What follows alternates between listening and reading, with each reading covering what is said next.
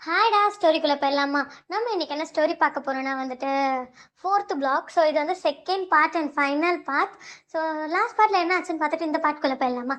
Last பார்ட்டில் என்ன இருக்கும்? ஸோ நம்ம நிலாவும் மிர்த்துவும் வந்துட்டு ஸ்கூல் ஒரு ரூமரில் மாட்டிப்பாங்க. ஸோ அந்த ரூமர் எப்படின்னா ஒரு பில்டிங்கை பேஸ் பண்ணி இருக்கும். ஸோ அந்த பில்டிங்குள்ளே போய் பார்த்துடலாம் அப்படிங்கிற மாதிரி நிலா சொல்லியிருப்பான். மிர்த்துவும் ஓகேன்னு சொல்லியிருப்பான். ஸோ நிலா மட்டும் போய் அந்த பில்டிங்கோட டோர் ஓப்பன் பண்ணும்போது ஓப்பன் ஆயிருக்காது. ஸோ மிருத்துவோட போய் ஓப்பன் பண்ணும்போது அந்த பில்டிங்கோட டோர் ஓப்பன் ஆயிருக்கும். ஸோ அதோட முடிச்சிருப்போம். ஸோ இப்போ இதுக்குள்ளே போய் பார்க்கலாமா? ஓகேவாடா? ஸோ ஸ்டோரியோட ஸ்டார்டிங் சைடில் என்ன ஆகுதுன்னா, இவங்க ரெண்டு பேரும் போய் அந்த டோரை ஓப்பன் பண்ணுறாங்க, ஃபோர்த் பிளாக்கோட பில்டிங் டோரை. ஸோ ஓப்பன் ஆகிடுது. நிலா வந்து மிருத்துவை பார்க்க, மிருத்து நிலாவை பார்க்க. ஸோ ரெண்டு பேரும் மாறி மாறி பார்த்துட்டே இருக்காங்க. ஸோ நிலா சொல்கிறா, பார்த்தியா நான் அன்னைக்கு தனியாக திறந்து பார்த்தப்ப திறக்கலை, இன்னைக்கு நான் உன்னோட வந்து திறக்கும் போது திறந்துருச்சு அப்படிங்கிற மாதிரி நம்ம நிலா மருத்துவ பார்த்து சொல்ல, மிருத்துக்கு ரொம்ப பயமாக இருக்குது. நம்ம நிலாவுடைய ஹார்ம்ஸை பிடிச்சிக்கிட்டு, நிலா பயமாக இருக்கு போகணுமா அப்படி சொல்லி கேட்க, மிருத்து அப்படி கேட்குறத பார்த்து நிலாவும் வந்துட்டு, நம்ம கனவுக்கு ஒரு விடை கிடைக்கணும்னா நம்ம உள்ளே போய் பார்த்து தான் ஆகணும் மிருத்துவா, போகலாம் அப்படிங்கிற மாதிரி நிலா உள்ளே கூட்டின்னு போகிறான். ஸோ உள்ளே போக போக அந்த ரூம் அப்படியே பார்க்க அவ்வளோ நீட் அண்ட் க்ளீனாக இருக்குது. ஸோ எப்படி சொல்கிறது, இத்தனை வருஷம் இந்த பில்டிங் வந்து பூட்டி வச்சிருக்காங்களாங்கிற ஒரு டவுட்டே வரும். ஏன்னா அவ்வளோ நீட்டாக இருக்குது. ஒரு இடத்துல கூட குப்பை தூசி எதுவுமே இல்லை. ஸோ முருத்த கேட்குறான், நிலா இத்தனை வருஷம் இந்த பில்டிங் யாருமே யூஸ் பண்ணாமல் பூட்டி தானே இருந்தது, இவ்வளோ க்ளீனாக இருக்குது, யாரோ வந்து மேடை வச்சு க்ளீன் பண்ண மாதிரிலாம் இருக்குது அப்படிங்கிற மாதிரி மிருத்து வந்து நிலா கிட்டே கேட்க, எனக்கு மட்டும் தெரியுமாடி அப்படிங்கிற மாதிரி நிலா வந்து மிருத்துக்கிட்ட சொல்கிறா. மிருத்து சொல்கிறா, ஒரு வேளை இந்த இடத்துல எதுவும் இருக்காது போல, நமக்கு ஜஸ்ட் கனவு, சும்மா நம்ம வந்து இந்த இடத்துல ஏதோ இருக்குன்னு நினச்சிக்கிட்டு இருக்கிறதுனால கனவு வருது போல அப்படிங்கிற மாதிரி மிருத்து நிலா கிட்ட சொன்ன. சரி, ஃபுல்லாக பார்த்துட்டு இந்த ஃபுல் பில்டிங்கை பார்த்துட்டு நம்ம போயிடுவோம் வெளியே அப்படின்னு சொல்கிறாங்க. ஸோ இந்த ஃபோர்த் பிளாக்ல மொத்தம் 5 ஃப்ளோர்ஸ் இருக்கும். ஸோ வந்துட்டு ஃபர்ஸ்ட் ஃப்ளோர்ஸ் தாண்டாங்க. ஸோ அவ்வளோ நீட் அண்ட் கிளியராக இருக்குது. ஸோ தேர்ட் இது இருக்குல்ல ஃப்ளோர், அதில் ஸ்டெப்ஸ் எடுத்து வைக்க வைக்க ஒவ்வொரு ஸ்டெப்ஸ்லேயும் குப்பைகள் ஸ்டார்ட் ஆகுது. ஸோ அங்கங்கே தூசியும் இது குப்பையும் இருக்கிறது. ஸோ மேலெல்லாம் ஏறிக்கிட்டே இருக்காங்க. ஏற ஒரு மாதிரி பேட் ஸ்மெல். எப்படி சொல்கிறதுன்னா, இந்த ப்ளீட் ஆகி ரொம்ப நாள் இருந்தால் எப்படி ஒரு ஸ்மெல் வருமோ அது மாதிரி வருது. ஸோ நிலா வந்து மிருத்துவோட கையை அழுத்தி பிடிக்கிறா. ஸோ மிருத்து வந்துட்டு, ஒன்றும் இல்லை நிலா, நீ பயப்படாத, எதுவுமே கிடையாது அப்படிங்கிற மாதிரி மிருத்து மேலே கூப்பிட்டுட்டு போகிறா.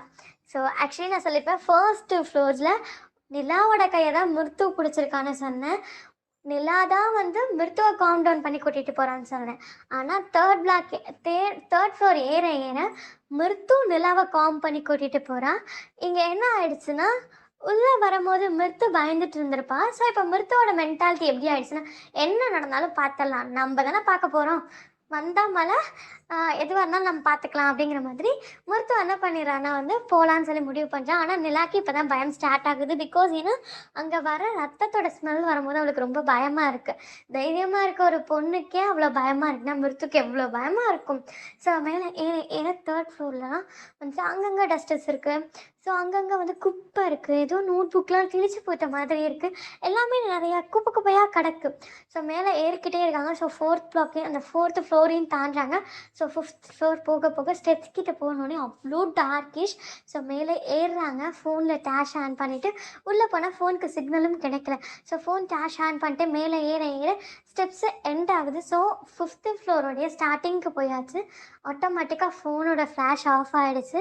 ஸோ நிலா என்ன பண்ணுறான்னா, தன்னுடைய, அதாவது மிருத்து தான் ஃபஸ்ட்டு ஃபோன் கையில் வச்சுருப்பான். இப்போ நிலா என்ன பண்ணுறான்னா, தன்னோட மொபைல் எடுத்து லைட் போடலான்னு, அதாவது டேஷ் போடலான்னு சொல்லிட்டு ஃபோன் எடுத்து ஆன் பண்ணால் ஆன் ஆக மாட்டேங்குது. ஸோ நிலா பயத்துலேயே ஃபோனை பிடிச்சிருக்க, வேகத்தில் கீழே போட்டுற பயத்தில்.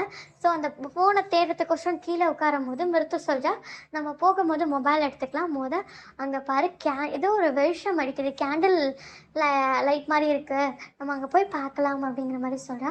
ஸோ மிருத்துக்கிட்ட நிலா கேட்குறான். என்ன கேட்குறான்னா, கொஞ்சம் லைட் டிம்டாக தானே எரியுது அப்படிங்கிற மாதிரி கேட்க, நம்ம போய் பார்க்கலாம் வான்னு சொல்லிட்டு போக போக போக ஒரு டேபிள் இருக்குது. ஸோ அந்த ஃபிஃப்த்து ஃப்ளோரோடைய எட்ஜுக்கே போயாச்சு.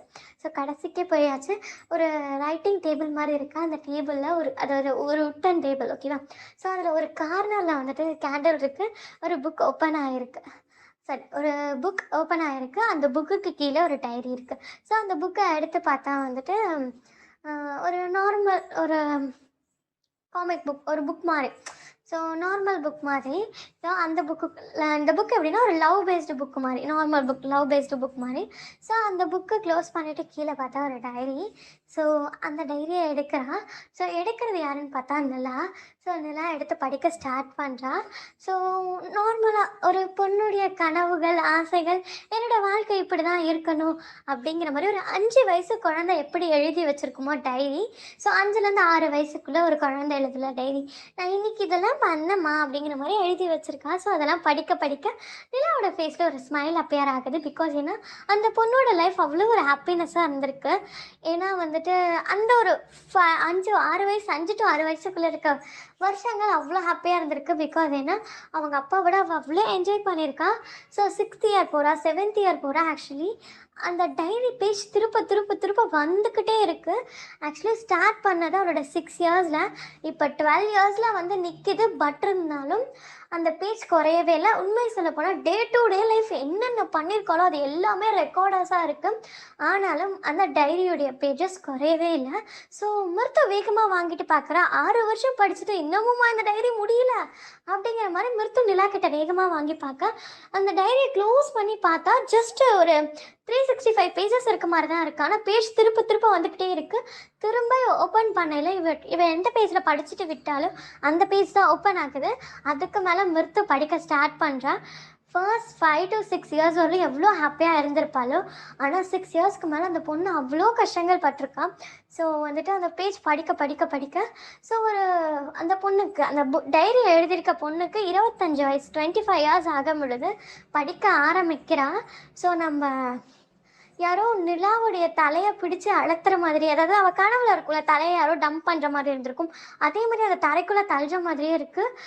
நம்ம நிலாவும் அந்த தரைக்குள்ளே போகிற மாதிரியே இருக்குது. அவளுக்கு மூச்செல்லாம் வாங்குது. ஸோ அவள் கதறா. ஸோ நம்ம மிருத்து இதை பார்த்துட்டு டைரியை மூடி வைக்க போகையில் ஸோ வந்து யாரோ ஒருத்தவங்க நிலாவோட கையை பிடிக்க அந்த அழுத்துற அந்த ஃபோர்ஸ் வந்து குறைஞ்ச மாதிரி இருக்குது. ஸோ நிலா திரும்பி பார்க்கையில் அங்கே ஒருத்தர் வந்து ஒரு பிளாக் ஃபுல் ஓவர் கோட் போட்ட மாதிரி இருக்குது. ஸோ அந்த பர்சனை திரும்பி பார்த்துட்டு நிற்கிறா. ஸோ திரும்ப படி அப்படிங்கிற மாதிரி அந்த பர்சன் சொல்கிறாரு, அந்த பிளாக் ஓவர் கோட் போட்ட பர்சன். ஸோ அந்த பர்சன் சொல்ல நம்ம மிருத்துவும் படிக்க ஸ்டார்ட் பண்ணுறா. பேஜ் படிக்க படிக்க ஆரம்பிக்கும். ஒரு 10 பேஜஸ் படிச்சிருப்பான். ஸோ யாரும் மிருத்துவோட நெக்கை அழுத்தி பிடிக்கிற மாதிரியே இருக்குது. மிருத்துவால் ப்ரீத் பண்ண முடியல. அவளை யாரோ கழுத்தால் அழுத்தி முன்னே தள்ளுற மாதிரி இருக்குது. அவளும் சாய ஆரம்பிக்கும் போது புக்கை மூடலான்னு வரா. ஆனாலும் அவள் கண்ட்ரோல் பண்ணி எவ்வளவோ படிக்கிறா. இப்படியே 20 பேஜஸ் கிட்ட படிச்சிருப்பான். திரும்ப அவளை ரொம்ப ஃபோர்ஸ்ஃபுல்லாக தள்ளுற மாதிரி இருக்கும். அவள் மூச்சு விட சிரமப்படுறா. ஸோ அப்போ புக்கை மூடலான்னு போகும்பொழுது நம்ம மிருத்துவோட கையை ஒரு பர்சன் பிடிச்சிக்கிறாங்க. ஸோ சைடில் திரும்பி பார்த்தா அந்த நேவி ப்ளூ ஓவர் கோட் அந்த பர்சன் நின்றுட்டு இருக்காரு. ஸோ இந்த பர்சன் வந்து பிடிச்சோன்னே அந்த அழுத்த பிடிச்சி அழுத்துறாங்கல்ல, நெக்கை பிடிச்சி அழுத்துறது நிற்கிது. ஸோ நின்னோடனே வந்துட்டு நம்ம நல்லா நோட்டீஸ் பண்ணிட்டு, எக்ஸ்கியூஸ் மீ, அன்னைக்கு நீங்கள் தானே மிருத்து ட்ரீமில் ரொம்ப சஃபகேட்டாக இருக்கும்போது, ப்ரீத் பண்ண சஃபகேட் பண்ணும்போது மிருத்துவோட கை பிடிச்சது நீங்கள் தானே அப்படிங்கிற மாதிரி கேட்க, அப்போ நீ என்னை அன்றைக்கி பார்த்தியா அப்படிங்கிற மாதிரி அந்த நேவி ப்ளூ கோட் போட்ட ஒரு பர்சன் கேட்க, நான் உங்களை பார்த்தேன் அப்படிங்கிற மாதிரி சொல்லிட்டு இந்த பக்கம் திரும்ப, அப்போ அன்னைக்கு நைட் என் கையை பிடிச்சிருந்தது நீங்களா அப்படின்னு சொல்லிட்டு அந்த சைடு, அதாவது நிலா பக்கத்தில் இருக்க அந்த பர்சன் கிட்ட நிலா கேட்குறான். ஸோ இப்போ கேட்டது நிலா தான், நீங்கள் தானே அன்றைக்கி மிருத்தோட கையை பிடிச்சிட்டு இருந்தீங்கன்னு கேட்டது. ஸோ வந்து கேட்க, ஆமாம், நீங்கள் புக்கை படிக்க ஸ்டார்ட் பண்ணுங்கள், இன்னும் ஒரு 10 இயர்ஸ் கிட்ட தான் இருக்கும், படிங்க அப்படிங்கிற மாதிரி சொல்ல எல்லாத்தையும் படித்து முடிக்கிறாங்க. ஸோ மிருத்தோன்னெல்லாம் அந்த navy blue coat, black coat அந்த டைரி படிக்கட்டும். அந்த டைரியில் என்ன இருக்குங்கிறத நான் சொல்லிடுறேன், ஓகேவா? ஸோ அந்த பொண்ணு, அது ஒரு பொண்ணு தான். ஸோ அந்த பொண்ணோட லைஃப்பில் 5 to 6 இயர்ஸ் உள்ள அவங்க அப்பாவோட என்ஜாய் பண்ணி வாழ்ந்திருப்பாங்க. அவங்க அப்பா வந்து இந்தியாவிலேருந்து கொரியாவுக்கு வந்து பிஸ்னஸ் கோச்சாக வந்தவர். இங்கே வந்து அந்த பொண்ணோட அம்மா வந்து லவ் பண்ணி கல்யாணம் பண்ணிட்டு இருந்திருப்பாரு. ஸோ அவ்வளோ ஒரு லவ். ஸோ வந்து அதுக்கப்புறம் தான் வந்து இவங்க பிறந்திருப்பாங்க. இவங்க கல்யாணமான பிறகு இந்த பொண்ணு பிறந்திருப்பாங்க. ஸோ இந்த பொண்ணோட பேர் வந்து ஏரா. ஸோ ஏரா வந்துட்டு பிறந்திருப்பாங்க. ஏரா வந்துட்டு எப்படி சொல்கிறது, ஏரா வந்துட்டு அவங்க அப்பாவுக்கு செல்ல பொண்ணு. ஸோ அதனால் ஏராக்கும் அப்பாவை ரொம்ப ரொம்ப பிடிக்கும். ஸோ வந்து அவங்க அப்பாவும் அதே மாதிரி அவ்வளோ செல்லம் கொடுத்து தான் வளர்த்துருப்பாரு. ஸோ ஏராவோட 6th பர்த்டேக்கு அவங்க அப்பா ஒரு கிஃப்ட் வாங்கிட்டு வரேன்னு வெளியே போயிருப்பாரு. போனவர் வந்திருக்கவே மாட்டார். ஸோ ஏரா அவங்க அம்மா கிட்ட போய் கேட்டிருப்பா, அம்மா ஏன் டாடி வரவே இல்லைன்னு கேட்க, டாடி அவரோட கண்ட்ரிக்கு போயிட்டாருமா, திரும்ப வரமாட்டார் அப்படிங்கிற மாதிரியே அவங்க அம்மா அழுதுகிட்டே சொல்லியிருப்பாங்க. ஸோ வந்து சிரிக்கிறதா அலறதான்னு தெரியல ஏராக்கு, ஏன்னா புரியல. ஏன்னாக்கு அந்த பொண்ணுக்கு 6 வயசு தானே ஆகுது. ஸோ அந்த பொண்ணுக்கு என்ன பண்ணுறதுன்னு தெரியல. ஸோ வந்துட்டு அமைதியாகவே இருக்கேன். ஸோ வந்து கொஞ்சம் கொஞ்சமாக வளர ஆரம்பிக்கிறா. சுற்றி இருக்க எல்லாரும் வந்து ஏரா கிட்ட என்ன சொல்கிறாங்க, உங்கள் அப்பாவுக்கு ஒன்றையும் உங்கள் அம்மாவையும் பிடிக்கல, அதனால தான் விட்டுட்டு போயிட்டாங்க. ஸோ அதனால் வந்துட்டு நீ எங்களோடலாம் பழக்கக்கூடாது, ஞாபகம் வச்சுக்கோ ஏரான்னு சொல்லிட்டு அவ கூட படிக்கிற பசங்களே வந்துட்டு ஏராவை ஒதுக்க ஆரம்பிக்கிறாங்க. இது வந்து ஏராவோடைய 10 இயர்ஸில் நடக்கிற விஷயம். ஸோ ஏரா போயிட்டு அவங்க அம்மா கிட்ட கேட்குறா, அம்மா இப்படி என்ன எல்லாரும் ஒதுக்குறாங்க, ஏன் அப்பா நம்மளை விட்டுட்டு போனார் அப்படிங்கிற மாதிரி கேட்க, அப்பா அவங்க அப்பா அம்மாவை பார்த்துட்டு வரந்தாமா போனார், ஏன் இன்னும் வரலன்னு தெரியல அப்படிங்கிற மாதிரி அவங்க அம்மா சொல்ல ஏராக்கு அவ்வளோ கோவங்கள் வருது.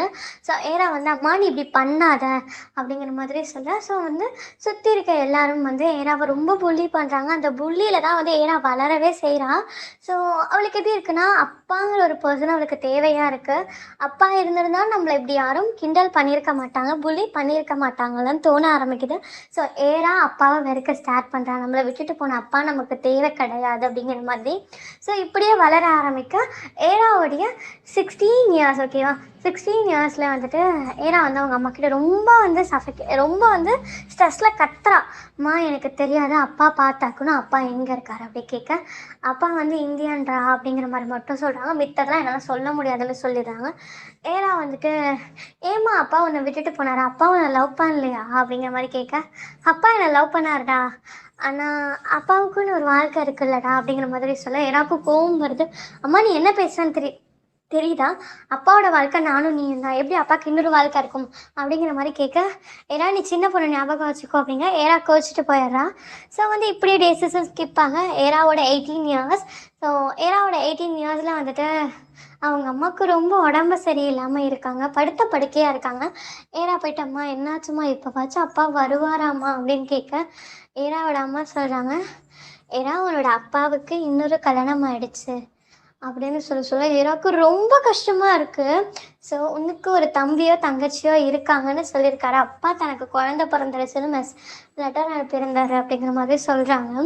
ஸோ ஏராவுக்கு அவ்வளோ கோவம் வருது, இப்படிப்பட்ட மனுஷனா அப்படிங்கிற மாதிரி. ஸோ ஏரா வந்துட்டு ரொம்ப கஷ்டப்பட்டிருப்பான். ஸோ வந்து அவங்க அம்மாவும் சொன்ன உடனே இறந்துடுறாங்க. ஸோ ஏராவோட 18 இயர்ஸில் அவங்க அம்மாவே இழந்துடுறா. 6 இயர்ஸில் அப்பாவே இழந்த பொண்ணு 18 வயசில் அம்மாவையும் இழந்துடுறா.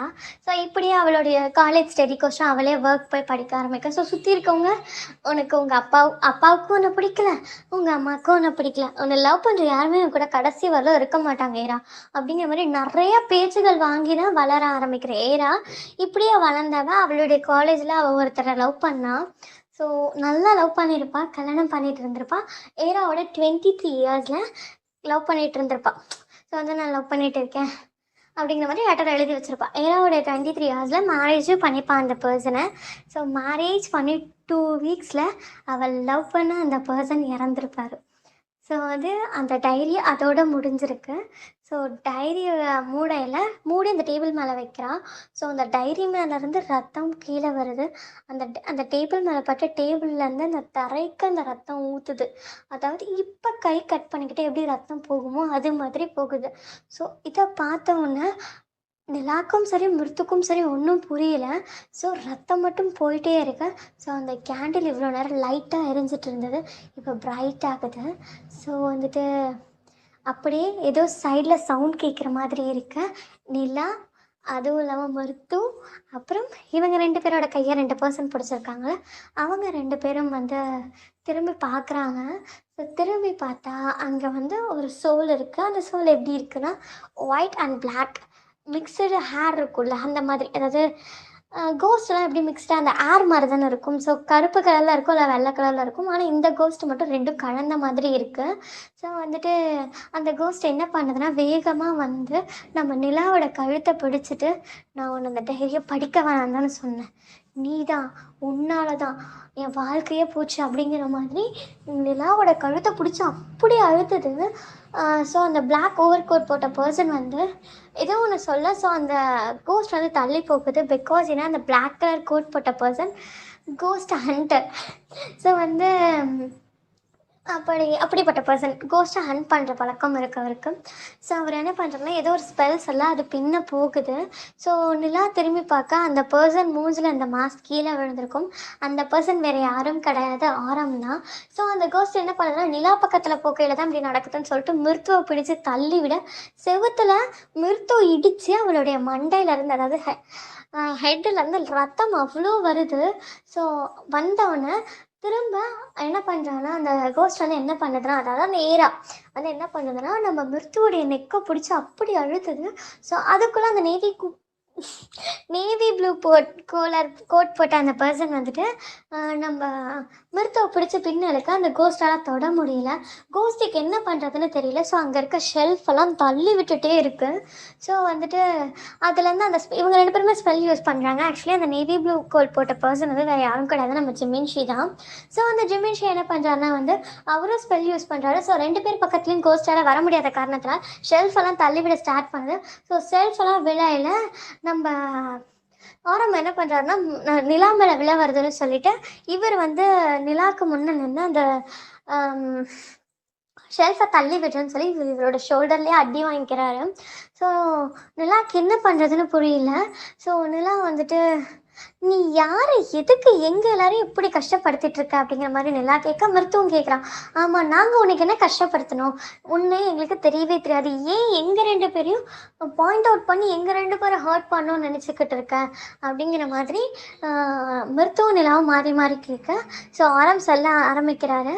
ஸோ கோஸ்ட் வந்து ஆரமே பார்த்து ஆரம் என்ன சொல்கிறாருன்னா நான் சொல்கிறேன் அப்படின்னு சொல்லிட்டு சொல்கிறாரு. ஆக்சுவலி உங்களுக்கும் இவங்களுக்கும் பிளட் ரிலேஷன் இருக்குது. ஏன்னா உங்களுடைய கிராண்ட் ஃபாதர், அதாவது கிரேட் கிராண்ட் ஃபாதருடைய பொண்ணு தான் இவ அப்படிங்கிற மாதிரி நிலாவையும் மருத்துவையும் பார்த்து சொல்கிறாங்க. அவங்க 2 பேருக்கும் புரியல. ஆக்சுவலி நீங்கள் 2 பேரும் யார் அப்படிங்கிற மாதிரி கேட்க நாங்கள் 2 பேரும் கோஸ்ட் ஹண்டர். ஆக்சுவலி நாங்கள் வந்து மேஜிக்கல் ஸ்பெல்லாம் கற்றுக்கிட்டு இருக்கோம். கோஸ்டெல்லாம் வந்து யாரையும் ஹர்ட் பண்ணிடக்கூடாது அப்படிங்கிறதுனால ஈவில் ஸ்பெட்டு கோஸ்ட் இதெல்லாம் வந்து ஹண்ட் பண்ணுறதா எங்கள் வேலை. ஆக்சுவலி நாங்கள் எப்படி உங்ககிட்ட ஈவில் ஸ்பெட் இருக்குன்னு கண்டுபிடிச்சோம் தெரியுமா அப்படின்னு சொல்லி கேட்க நம்ம மருத்துவ சொல்கிறோம். ஆமாம், இந்த கேள்வி நான் உங்ககிட்ட கேட்கணும்னு நினச்சிட்டே இருந்தேன், நீங்களே கேட்டுட்டீங்க, பதிலும் நீங்களே சொல்லிடுங்க அப்படிங்க. இதெல்லாம் வந்து மருத்துவ பார்த்து முறைக்கிறா. ஸோ எந்த நிலைமையில நிற்க நீ இங்க வந்து கூட காமெடி பண்றியேடி அப்படிங்கிற மாதிரி. ஸோ வந்து மருத்துவ வந்து சாரி நிலா, அது ஃப்ளோல வந்துச்சு, சமாளிச்சுக்கணும் ஓகேவா அப்படிங்கிற மாதிரி சொல்றான். ஸோ வந்து என்ன ஆகுதுன்னா ஆரம்ப சொல்ல ஸ்டார்ட் பண்ணுறாரு. என்ன சொல்கிறாருன்னா வந்து நாங்கள் அன்எக்ஸ்பெக்டடாக வந்து ஜிமின்ஷி இவங்களை பார்த்தோம் அப்படின்னு சொல்லிட்டு சொல்ல நிலா அந்த மருத்துவ திரும்பி பார்க்க இவங்கள தான் சொல்கிறீங்களா அப்படிங்கிற மாதிரி நிலா கேட்குறாளா. ஆமாம், இவனை தான் சொல்கிறேன், ஜிமின்ஷி, அதாவது ஜிமன் அப்படின்னு சொல்லி சொல்கிறாங்க. ஸோ இவன் வந்து பார்த்தான் உங்கள் 2 பேர் பின்னாடி ஏதோ ஒரு கோஸ்ட், அதாவது நீங்கள் 2 பேரும் ஒன்றா இருக்கும் பொழுது ஒரு கோஸ்ட் உங்களை ஃபாலோ பண்ணுற மாதிரி இருக்குது. அந்த கோஸ்ட் எப்படி இருக்குன்னா பிளாக் அண்ட் ஒயிட் மிக்ஸ் ஆன மாதிரி இருக்குன்னா நீ நிலா நீ வந்து மிருத்துவை எப்போ வீட்டில் விட்டுட்டு போறியோ உன் பின்னால் ஒரு கோஸ்ட்டும் இவ பின்ன ஒரு கோஸ்ட்டும் இருக்காம். உன் பின்னால் வர்றது பிளாக் கலர் கோஸ்ட், இவ பின்னால் வர்றது ஒயிட் கலர் கோஸ்ட் அப்படின்னு சொல்ல அந்த 2ம் ஒன்றா இருக்குல்ல, நீங்கள் 2 பேரும் ஒன்றா வரையில 2 கோஸ்ட்டும் ஒன்றா இருக்குது. ஸோ நீங்கள் 2 பேரும் பிரியும் போது ஒரே கோஸ்ட் 2ஆக பிரிஞ்சுக்குது. ஒரு நாள் உன் பின்னாடி பிளாக் கோஸ்ட்டும் இவ பின்னாடி ஒரு நாள் வெள்ளை கோஸ்ட்டும், அதாவது ஒயிட் கோஸ்ட்டும் போகுது அப்படிங்கிற மாதிரி சொல்கிறாரு. அதுக்கப்புறம் ஏன் எங்களை கொல்ல நினைக்கணும், எப்படி இவங்க எங்கள் தாத்தாவுடைய பொண்ணு ஆவாங்க அப்படின்னு சொல்லிட்டு கேட்க ஆமாம், உங்கள் தாத்தா உங்கள் பாட்டி, அதாவது உங்களுடைய கொல்ல பாட்டி இருக்காங்களா, அதாவது பாட்டின்னு நான் சொல்கிறேன் ஓகேவா. ஸோ பாட்டியை கல்யாணம் பண்ணிக்கிறதுக்கு முன்னாடியே வேறு ஒரு பொண்ணை கல்யாணம் பண்ணிக்கிட்டாங்க. அவங்களுக்கு பிறந்த ஒரே ஒரு பொண்ணு ஏரா இவங்க தான் அப்படிங்கிற மாதிரி சொல்ல. ஸோ வந்து ஏரா சொல்ல ஆரம்பிக்கிறா, நான் கண்டுபிடிச்சிட்டேன், நீங்கள் தானே என்னோடய பிளட் ரிலேட்டர். உங்கள் பாட்டியை பார்த்ததுனால தானே எங்கள் தாத்தா என்னோடய அப்பா வந்து என்னோடய அம்மாவை விட்டுட்டு போயிட்டாங்க. ஸோ அதனால் அந்த குடும்பத்தையே நான் அழிக்கணும்னு நினைக்கிறேன். ஸோ அதனால் உங்கள் எல்லாரையும் நான் அழிச்சு காட்டுவேன். உங்கள் 2 பேரை அழிச்சிட்டு நிலா உன்னோட அண்ணனையும் அழிப்பேன், ஞாபகம் வச்சுக்கோ. உங்கள் குடும்பத்தில் எந்த ஒரு இந்த பரம்பரையில் யாருமே இருக்கக்கூடாதுன்னு நினைக்கிறேன் அப்படிங்கிற மாதிரி அந்த கோஸ்ட்டு சொல்லுது. ஸோ அதுக்கு வந்து ஆரம் சொல்ல ஸ்டார்ட் பண்ணுறாரு. உன்னோட பக்க கதையை மட்டும் நீ தெரிஞ்சு வச்சுருக்கீங்க ஏன்னா நான் ஆக்சுவலி என்ன ஆச்சுன்னு சொல்கிறேன் கேட்டுக்கோங்க. நீங்கள் இப்படி பின்ன போகிறீங்கன்னு தெரிஞ்சோன்னே ஜிம்மினை இங்கே விட்டுட்டு நான் இந்தியாவுக்கே போயிருந்தேன். என்ன ஆச்சுன்னு தெரிஞ்சுக்கிறதுக்கோசரம். ஸோ உங்கள் அப்பா இங்கேருந்து கிளம்பி போனார். அவங்க அப்பா அம்மாவுக்கு உடம்பு சரியில்லைன்னு லெட்டர் வந்தோன்னே அங்கே போனால் அது உடம்பு சரியில்லாமல் லெட்டர் அனுப்ப கிடையாது. உங்கள் அப்பாவுக்கு கல்யாணம் அரேஞ்ச் பண்ணி வச்சுருந்தாங்க. போய் லெட்டரை போட்டு உங்கள் அப்பாவை கூப்பிட்டுட்டாங்க. அவரும் நம்பி போயிட்டாரு. அங்கே போனால் நீ கல்யாணம் பண்ணிக்கலாம், நான் செத்துருவேண்டா அப்படிங்கிற மாதிரி அவங்க அம்மா சொல்லியிருக்காங்க. என்ன பண்ணுறதுன்னு தெரியாமல் கல்யாணம் பண்ணிக்கிட்டாரு. ஸோ அவங்க அப்பா அம்மா வந்துட்டு நீ இவ கூட தான் வாழணும்னு சொல்லிட்டு வெளிநாடு அனுப்பலை. அவங்க அந்த பொண்ணு வந்துட்டு என்ன பண்ணுறதுன்னு தெரியல. அந்த பொண்ணுக்கிட்டேயும் உங்கள் அப்பா சொல்லியிருக்காரு. அந்த பொண்ணு சொல்லியிருக்கா என்னால் எதுவும் பண்ண முடியாதுன்னு சொல்லியிருக்கா. அதனால தான் உங்கள் அப்பா அவளோட வாழ ஆரம்பித்தார். அந்த பொண்ணுக்கு ஒரு பொண்ணு பிறக்கையில் அவங்க இறந்துட்டாங்க. ஸோ அந்த டைமிங்கில் அவர் வந்து கொரியா வர ட்ரை பண்ணியிருக்காரு. அவங்க அப்பா அம்மா என்ன சொல்லியிருக்காங்க தெரியுமா? உன்னோட தங்கச்சி இருக்காங்கல்ல, உன்னோட தங்கச்சி அவங்கள நாங்கள் கொண்டு போய் எங்கேயாச்சும் போட்டுருவேன். நீ இந்த குழந்தைய எங்களை நம்பி இங்கே விட்டுட்டு போனோன்னா இந்த குழந்தைய அனாதைன்னு சொல்லி நாங்கள் ரோட்டில் போட்டுருவோம், ஞாபகம் வச்சுக்கோ அப்படிங்கிற மாதிரி உங்கள் அப்பா கிட்ட சொன்னதுனால உங்கள் அப்பா ஒரே ஒரு விஷயந்தான் யோசிச்சிருக்காரு. உனக்காகவாது உங்கள் அம்மா இருக்கா, ஆனால் அந்த குழந்தைக்காக யார் இருக்கா? அந்த குழந்தைய நான் ரோட்டில் விட்டுட்டு வர முடியாதுல்ல, அதுவும் என்னோட குழந்தை தானே அப்படிங்கிற மாதிரி அவர் இந்தியாவிலே இருந்து அந்த பொண்ணை வளர்த்துருக்காரு. உனக்கு கூட பிறந்த தங்கச்சியாக இருக்கோ இல்லையோ உங்கள் அப்பாவுக்கு இன்னொரு குழந்தையும் பொண்ணு தான். அந்த பொண்ணு அவரால் நடு ரோட்டில் விட்டுட்டு வர முடியல. உனக்காகவாது உங்கள் அம்மா இருக்காங்கன்னு தான் உங்கள் அப்பா விட்டுட்டு இருந்தார் அப்படிங்கிற மாதிரி இந்த ஸ்டோரியை சொல்லும் போது அதில் இருக்க ஒயிட் சோல் பிளாக் சோலை விட்டு வெளியே வந்துட்டு சொல்லுது, பண்ணாத ஏரா, ஓகேவா, நம்ம இவங்களை ஹர்ட் பண்ணக்கூடாது ஏரா அப்படிங்கிற மாதிரி இந்த ஒயிட் சோல் சொல்ல பிளாக் சோல் வந்துட்டு இல்லை, நீங்கள் சொல்கிற எத்தையும் நம்ம நம்ப மாட்டேன். ஒரு செகண்ட் யோசிச்சு பாருங்கள். எங்கள் அம்மாவை காதலித்தவர் பாதையில் விட்டுட்டு போனார், என்னை காதலித்தவர் மொத்தமாக விட்டுட்டு போயிட்டார். நான் என்ன பண்ண முடியும்? என்னை காதலித்த எல்லாருமே என்னை விட்டுட்டு போயிருக்காங்க. நான் தான் ரொம்ப பாவம், அவள் பாவம் இல்லை, அவள் வழியாக வந்த இவங்க யாரும் பாவம் கிடையாது அப்படின்னு சொல்லிட்டு கொல்ல போக ஸோ அந்த ஒயிட் சோல் என்ன பண்ணுதுன்னா வந்துட்டு பிளாக் சோலை கண்ட்ரோல் பண்ண ட்ரை பண்ணுது. ஆக்சுவலி இது ஒரே சோல் தான். ஸோ அந்த சோல்குள்ளே இருக்க குட்னஸும் பேட்னஸும், ஸோ குட்னஸ் ஒயிட்டாக இருக்குது, அதில் இருக்க பேட்னஸ் அதாவது ஈவில்னஸ் இருக்குல்ல, அதோடைய நல்ல விஷயமும் கெட்ட விஷயமும் ஒவ்வொரு சோலாக இருக்கிறது. வெள்ளை சோல் வந்துட்டு நல்ல விஷயம், கருப்பு சோல் வந்துட்டு கெட்ட விஷயமா இருக்குது. ஸோ வந்துட்டு நெகட்டிவ் தாட்ஸாக இருக்கிறதெல்லாம் வந்து பிளாக்காக இருக்குது. ஸோ அந்த குட் சோல் வந்துட்டு பிளாக் சோல் கிட்ட சொல்லுது நீ பண்ணாத அப்படின்னு சொல்லிட்டு ரொம்ப கண்ட்ரோல் பண்ண ட்ரை பண்ணுது. ஸோ அதை என்ன பண்ணி விட்டுருதுன்னா வந்துட்டு ஒரு கண்ணாடி அங்கே இருக்குது, அதை வந்து ஃப்ளாஷ் பண்ணி, அதாவது ஏதோ எப்படி சொல்கிறது, பஸ் பண்ணிவிட்டு அதை உடைய வச்சு அந்த கண்ணாடி துகள்கள் வந்துட்டு நம்ம ஜிமின்ஷி மேலே, அதாவது மிருத்து மேலேயும் நிலா மேலே தான் படப்போகும், அவங்க மேலே படக்கூடாதுங்கிறதுனால ஜிமின்ஷியும் ஆரம்பும் வந்துட்டு முன்னே வந்து நின்றுறாங்க. அவங்களோட ஃபேஸு, கை, கால் எல்லா இடத்துலையும் காயமாயிருக்கு. ஸோ வந்துட்டு இப்படி இருக்க நம்ம ஒயிட் சோல் என்ன பண்ணுதுன்னா வந்து ஏன்னா இப்படி பண்ணக்கூடாது அப்படின்னு சொல்லிட்டு ரொம்ப கண்ட்ரோல் பண்ண ட்ரை பண்ணுது. ஸோ நம்ம ஆரம்பம் என்ன சொல்கிறாங்கன்னா நீங்கள் கண்ட்ரோல் பண்ணுங்கள், நாங்கள் வந்து அதுக்குள்ளே உங்களை அடைச்சி வைக்கிறதுக்கான ஸ்பெல் கண்டுபிடிச்சிடுறோம் அப்படிங்கிற மாதிரி சொல்ல. ஸோ வந்து அந்த பிளாக் சோலுக்கு என்ன பண்ணுறதுனே தெரியல. ஸோ நிலா என்ன பண்ணுறான்னா பிளாக் சோல் கிட்டே போயிட்டு உனக்கு என்னோடய உயிர் தானே வேணும், எடுத்துக்கோ, நான் எந்த தப்பும் பண்ண கிடையாது, என்னோடய தாத்தா எந்த தப்பு வேணால் பண்ணியிருக்கட்டும், அவருக்கு பேத்தியாக நான் பிறந்திருக்கேன், ஸோ நான் அக்செப்ட் பண்ணிக்கிறேன், எனக்கு பிரச்சனை கிடையாது. ஆனால் ஒரு விஷயம் தெரிஞ்சுக்கோ, உனக்குன்னு யாரும் இல்லை, உங்கள் அம்மாவை என்னோடய தாத்தா விட்டுட்டு வரணும்லாம் வரல, சொல்லப்போனால் அவங்களும் எனக்கு பாட்டி தான், அவங்கள விட்டுட்டு வரணும்லாம் எங்கள் தாத்தா வர கிடையாது. ஒரு சுச்சுவேஷன்னால இந்தியா வரும்போது எங்கள் பாட்டியை கல்யாணம் பண்ணிக்க வேண்டியதாக இருந்தது, கல்யாணம் பண்ணிக்கிட்டாங்க. அந்த செகண்ட் எங்கள் பாட்டி இறந்த டைமில் எங்களுடைய அதாவது எங்கள் அம்மாவோட அம்மா வந்துட்டு எங்கள் அம்மாவோட அம்மாவை தாத்தா விட்டுட்டு வந்திருந்தாருன்னா யோசிச்சு பாருங்கள் எங்கள் அம்மாவோட அம்மா எந்த நிலமையில இருந்திருப்பாங்கன்னு. உங்களையாச்சும் எங்கள் தாத்தா எங்கள் பாட்டியை நம்பி விட்டுட்டு வந்தாங்க, ஆனால் எங்கள் பாட்டியை யார் பார்த்துப்பா? நீங்களே சொல்லுங்கள். எங்கள் பாட்டிக்கு அவங்க அப்பா மட்டும்தானே இருக்கார், அம்மா இறந்துட்டதுனால தானே எங்கள் பாட்டி கூட அந்த தாத்தா இருந்தார் அப்படிங்கிற மாதிரி நிலா சொல்ல அந்த பிளாக் சோலுக்கு என்ன சொல்கிறதுனே தெரியல. ஸோ வந்து அந்த பிளாக் சோல் சொல்லுது நீ சொல்கிறதும் உண்மை தான். ஸோ நான் அக்செப்ட் பண்ணிக்க ட்ரை பண்ணுறேன். பட் இருந்தாலும் என்னால் முடியல. நீ யோசிச்சு பாரு, நான் காதலிச்சவரும் என்னோட இல்ல அப்படிங்கிற மாதிரி சொல்ல, நீங்க காதலிச்சவரை இழக்கவே இல்ல. சுத்தி இருக்க எல்லாரும் உங்கள லவ் பண்ணல. அதனால உங்கள லவ் பண்ண எல்லாரும் உங்கள விட்டுட்டு சீக்கிரம் போல.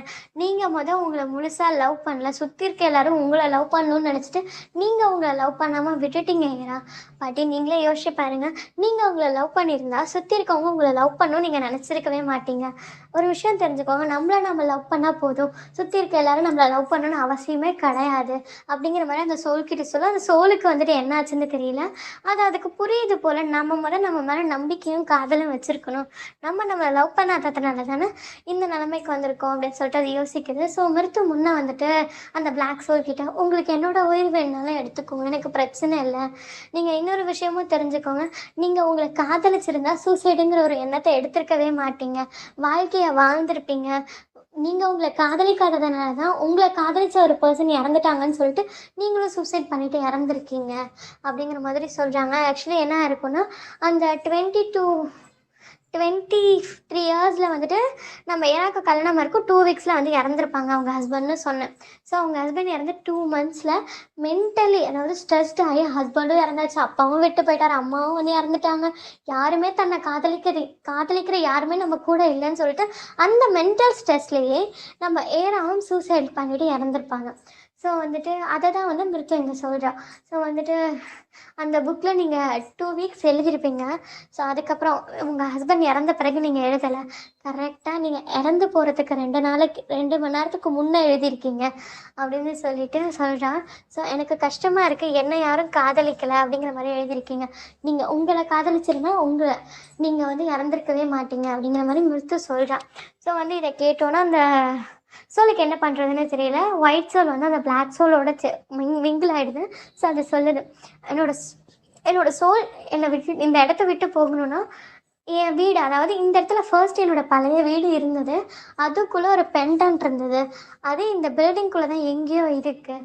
நீங்கள் தேடி கண்டுபிடிச்சிக்கோங்க. இந்த பில்டிங் கட்டும் பொழுது அந்த பெண்டன்ட் அவங்களுக்கு கிடச்சிருக்கு. அந்த பெண்டன்ட் எங்கள் அப்பா எங்கள் அம்மாவுக்கு கொடுத்தது.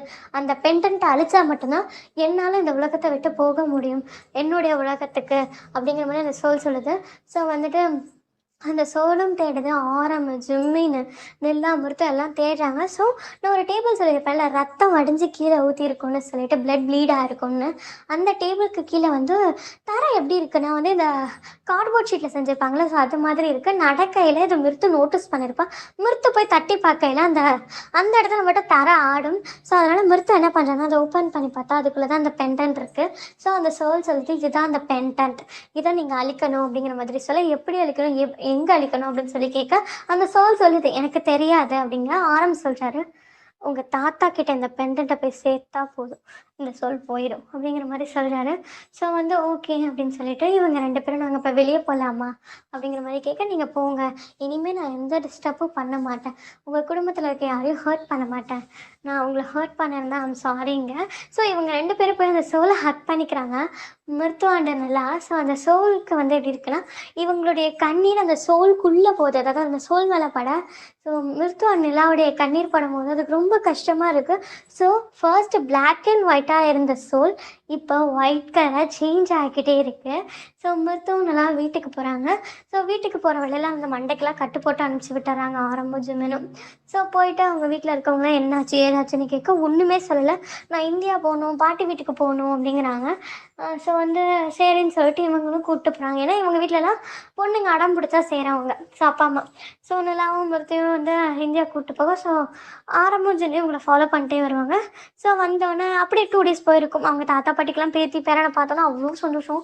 ஸோ என்ஜாய் பண்ணுறாங்க. ஸோ என்ன ஆகுதுன்னா, என்ஜாய் பண்ண நம்ம மிருத்துவும் நல்லா நாங்கள் 2 பேரும் வெளியே போய் சுற்றி பார்த்துட்டு வரோன்னு சொல்கிறாங்க. இது 2 நாள் கழிச்சு இந்தியா வந்த பிறகு 2 நாள் கழிச்சு ஸோ சுற்றி பார்க்க போகையில் வெளியே போகிறாங்க. ஸோ ஆரம்பம் ஜிம்மினும் அதாவது அந்த ஸ்ட்ரீட் எண்டில் இருக்காங்க. ஸோ இவங்களும் போய் அவங்களோட ஜாயின் பண்ணிக்க, எங்கே போய் இந்த பெண்டன்ட்டை வைக்கணும் அப்படிங்கிற மாதிரி சொல்ல, வாங்க காய்ச்சா அந்த கிரேவியார்டு அப்படின்னு சொல்லிட்டு கூட்டிகிட்டு போகிறாங்க. அந்த கிரேவியார்டை பார்த்தோன்னே அந்த கிரேவியார்ட் கிட்ட போயிட்டு அந்த பெண்டன்ட்டை வச்சா, அந்த பெண்டன்ட்டை வச்சுட்டு மிருத்துவும் நல்லாவும் சொல்கிறாங்க, தாத்தா நீங்கள் ஒரு தப்பு பண்ணிட்டு வந்திருக்கீங்க, அந்த தப்பை சரி பண்ணணும்னு நாங்கள் நினைக்கிறோம் அப்படிங்கிற மாதிரி சொல்ல அந்த பென்டென்ட் காத்தோட கரையுது. ஸோ இதோட முடிஞ்சிருச்சு 4th பிளாக். ஸோ வந்துட்டு உங்களை ஏதாச்சும் ஹர்ட் பண்ணியிருந்தா ஐம் சாரி. பிடிச்ச சீன் பிடிக்காத சீன் சொல்லுங்கள். பிடிச்சிருந்தா லைக் பண்ணுங்கள், ஷேர் பண்ணுங்கள், கமெண்ட் பண்ணுங்கள். மறக்காமல் சப்ஸ்கிரைப் பண்ணிவிட்டு பெல் ஐக்கானை டச் பண்ணிட்டு போயிடுங்க. பாய்டா, டேக் கேர்.